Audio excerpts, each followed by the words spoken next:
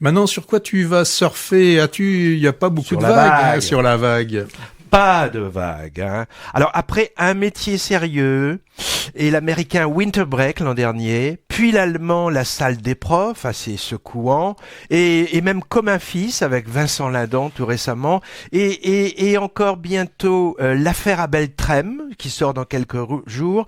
Voilà un autre film, là, pas de vague. Et on parlera en bonus de Bis Repetita aussi. C'est aussi l'école, t'as raison. Voilà un autre film qui évoque les difficultés du métier d'enseignant. Décidément, c'est dans l'air du temps et pas qu'en France. Hein. Je résume le début.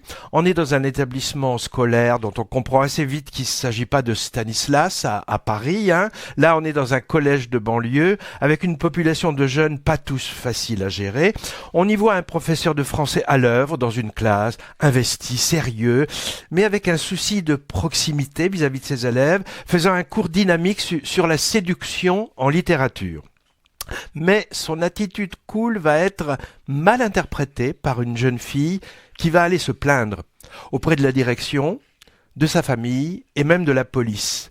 Engrenage, un événement qui paraît infime va prendre des proportions de plus en plus importantes, en particulier via les réseaux sociaux, avec implication de familles menaçantes, clans qui se forment dans la classe, collègues pas forcément tous solidaires, hiérarchie qui veut faire profil bas.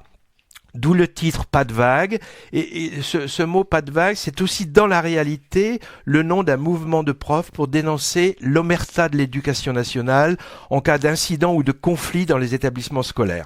Va se rajouter à ça la vie privée qui va être exposée et en subir les conséquences. Bref, la galère pour ce prof qui a eu la maladresse, on peut dire, de trop vouloir être proche de ses élèves. À part peut-être le personnage du grand frère, un peu trop lourdement chargé, le scénario, je trouve, évite le manichéisme, ne jetant pas forcément la pierre à cette petite qui semble s'être sentie réellement harcelée, et elle aussi dépassée par les événements. C'est quand même un peu plus subtil, par exemple, que Les risques du métier, le film des années 70 avec Jacques Brel, qui relatait une histoire similaire, mais sans trop de nuances. Hein. Il faut dire que le réalisateur marche un peu sur des œufs avec cette histoire. Hein. À l'heure où les abus ou l'emprise de certains hommes adultes sur les jeunes filles, en profitant de leur position dominante, est un sujet d'actualité brûlant, avec la demande de plus en plus insistante de croire en la parole de celles qui se disent victimes. Avant même que le film ne sorte, d'ailleurs, je sais que certains se sont même indignés sur le sujet traité. Mais je trouve que le thème de la parole à entendre n'est pas éludé dans le film. Encore une fois, le propos me paraît équilibré, car il souligne aussi les maladresses du prof.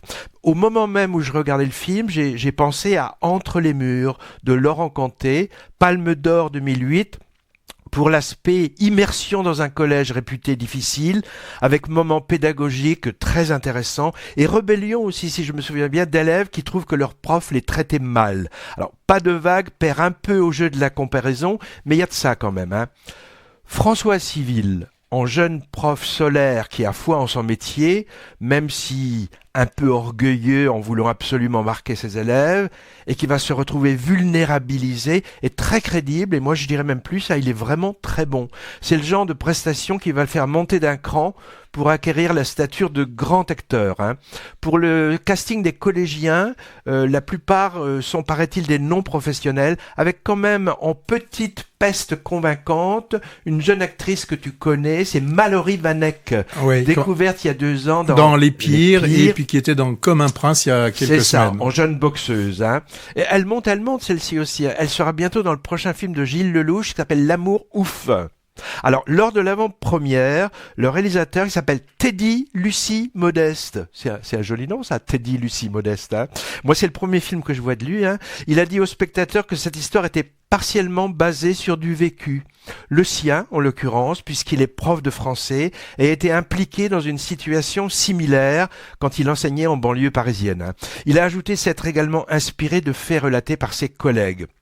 Le scénario est coécrit avec Audrey Diwan, qui l'a aidé, il nous a dit, à trouver un peu la distance nécessaire pour se décoller du vécu et aussi pousser un peu le curseur en ajoutant de la fiction. Bon, cinématographiquement, rien de révolutionnaire, hein, je dirais même que c'est assez plan-plan, mais la force du scénario et de l'interprétation ont fait, moi je trouve, un objet vraiment très intéressant, tendu, façon thriller. Bémol. Faut chercher toujours les bémols. Je trouve que l'intensité dramatique et émotionnelle, qui est déjà assez forte, est parfois lourdement surlignée par une musique trop présente. Et la bande-son insiste aussi trop à certains moments. Je pense à une scène dramatique d'alerte intrusion au collège, avec une sirène d'alarme qui troue inutilement les oreilles. En plus, moi personnellement, ça m'a rappelé de très mauvais souvenirs. Hein.